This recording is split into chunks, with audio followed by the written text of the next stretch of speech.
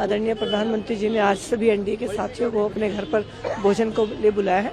हम उनका बहुत धन्यवाद करते हैं कि उन्होंने हमें ये अवसर दिया है। हम सभी एनडीए के सांसद माननीय प्रधानमंत्री नरेंद्र मोदी जी का आभार प्रकट करते हैं कि जिन्होंने सभी सांसदों को अपने निवास स्थान पर रात्रि भोज के लिए बुलाया है। सबको मिलने का अवसर मिलेगा, जानने का, एक दूसरे के बारे में औपचारिक रूप से हम जानते हैं। लेकिन जब दुनिया के सबसे लोकप्रिय नेता भारत के ये यशस्वी प्रधानमंत्री अपने घर पर निमंत्रण देकर बुलाएं तो आप देखिए सांसदों के चेहरे कैसे खिल रहे हैं। उत्साह है, केवल भोज का ही नहीं, प्रधानमंत्री जी से मिलने का।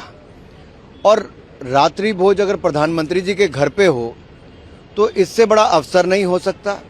और मुझे आज भी याद है जब अटल बिहारी वाजपेयी जी और अडवाणी जी ने एनडीए का गठन किया था, बहुत अवसर मिलते थे उस समय के सांसदों को, नेताओं को एक पटल पर जुड़ने का, मिलने का, समझने का, जानने का और विचार व्यक्त करने का।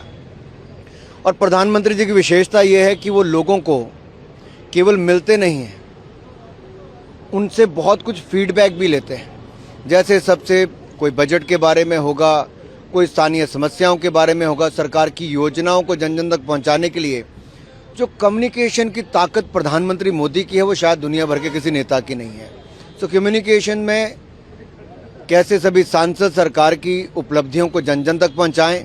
और सबसे बड़ी बात तो है साहब, बिहार की बम्पर ऐतिहासिक जीत के बाद प्रधानमंत्री मोदी ने बुलाया है। अब बिहार के बाद अगला भोज बंगाल की जीत के बाद फिर होगा।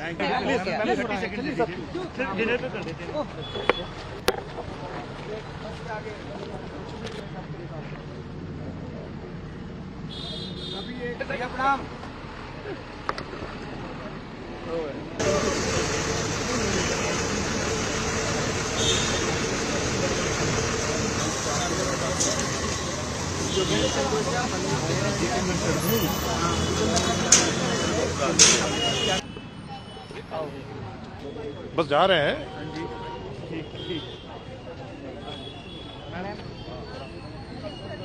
आप सब लोगों से मिल रहे हैं, एनडीए एमपी की वजह कैसा होगा? हमको इससे अच्छा क्या हो सकता है कि उनकी तरफ से निमंत्रण आया है और अभी हम उनके निवास पर जा रहे हैं। हमारे लिए खुशी की बात है। हम उनके प्रति बहुत बहुत आभार व्यक्त करना चाहते हैं।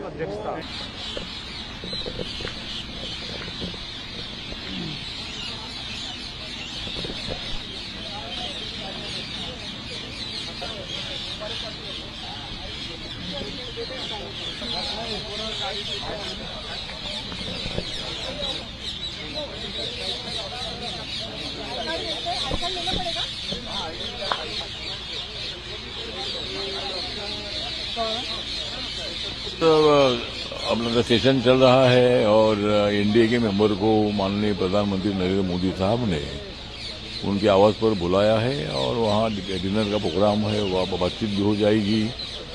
और मुझे लगता है कि एक अच्छी बात है कि सभी एनडीए के जो मेंबर है, बीजेपी के सभी दलों के मेंबर को बुलाया है। तो वहाँ कोई पॉलिटिकल एजेंडा नहीं है, लेकिन प्रधानमंत्री जी हमारे बहुत लोकप्रिय नेता है, उन्होंने आज हमको बुलाया है, हमको अच्छा लगा, हम उनके आवास पर जा रहे हैं। लेकिन एसआईआर को लेकर जिस तरीके से चर्चा हो रही थी, विपक्ष कह रहा था कि एसआईआर के जरिए सरकार जो है लोगों को दबाना चाहती है। मुझे लगता है कि एसआईआर के माध्यम से कोई दबाना नहीं चाहते, हम लोगों को ऊपर उठाना चाहते हैं। जो बोगस वोटर्स है, जो अपने देश के नागरिक नहीं है, जो लोग दो बार वोटिंग करते हैं, इधर भी करते उधर भी करते हैं, इसीलिए मतलब इलेक्शन कमीशन ने एसआईआर के संबंध में इंक्वायरी शुरू की है और उसके संबंध में कई अपोजिशन का वोट ये होगा ऐसा बिल्कुल नहीं है। मुझे लगता है कि ये लोग हर जगह पर, और अभी एसआईआर के मुद्दे पर वोट चोरी होता है, वोट बोगस होता है, ये होता है। जब लोकसभा में उनको इतनी बड़ी सफलता मिली तब हमने ऐसा नहीं विषय उठाया था। हम तो लोग बोल रहे थे कि भाई संविधान का इन लोगों ने गलत प्रचार किया, नेगेटिव पैदा किया, इसलिए हमारा नुकसान हुआ। वो ठीक बात है, ये विपक्षी दलों को बोलने का अधिकार है, वो बोलते रहे, हम सत्ता में आते रहे कि वो अपोजिशन में हमेशा लड़ते रहेंगे। चलो